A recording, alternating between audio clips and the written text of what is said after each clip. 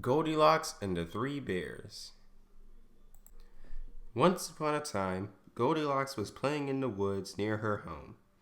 As she skipped along the pebbly path, her golden locks bouncing, Goldilocks suddenly stopped and sniffed the air. A yummy smell was coming from the middle of the woods. Rumble, rumble. As her tummy grumbled loudly, Goldilocks followed the delicious smell. She soon found herself in front of a little house. "I wonder who lives here," she said. Goldilocks knocked loudly on the front door. But on the last knock, the door swung open. There was no one at home. Goldilocks saw 3 bowls of porridge on the kitchen table. "I'm sure no one will mind if I have a little taste of this porridge," she told herself. Goldilocks ate a spoonful of porridge from the biggest bowl. "Yuck!" she cried. "This porridge is much too cold."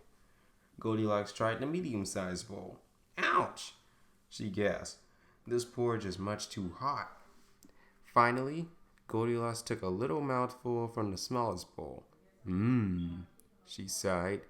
"This porridge is much too perfect." And she ate it all up. Then Goldilocks went into the living room for a rest. She saw a big chair, a medium-sized chair, and a tiny little chair. Goldilocks climbed onto the biggest chair. "This chair is too big," she said. Next, Goldilocks clambered onto the medium-sized chair. The cushions were very squishy. "This chair is too soft," she cried. Then Goldilocks tried the tiny chair. "This chair is perfect," beamed Goldilocks. She was getting comfortable when the chair broke into pieces. "Oh no," Goldilocks gasped. "Perhaps I should lie down instead." Upstairs, Goldilocks found a big bed, a medium-sized bed, and a tiny little bed. When she jumped on the big bed, it was too hard.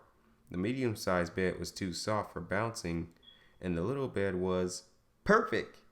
Goldilocks sighed happily, and the little girl crawled under the covers and fell fast asleep.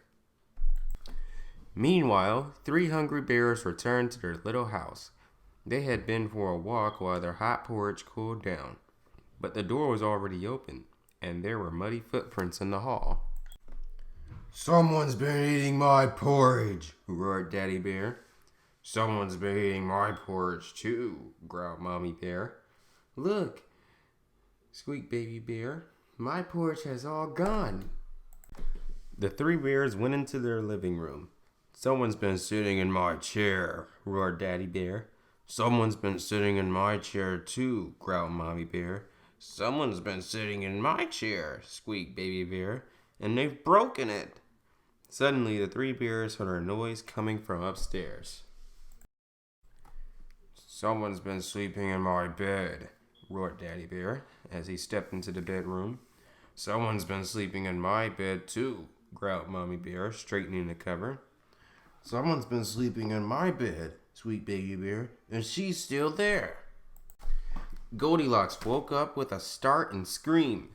The 3 bears watched in surprise as she ran off through the woods as fast as her little legs would carry her.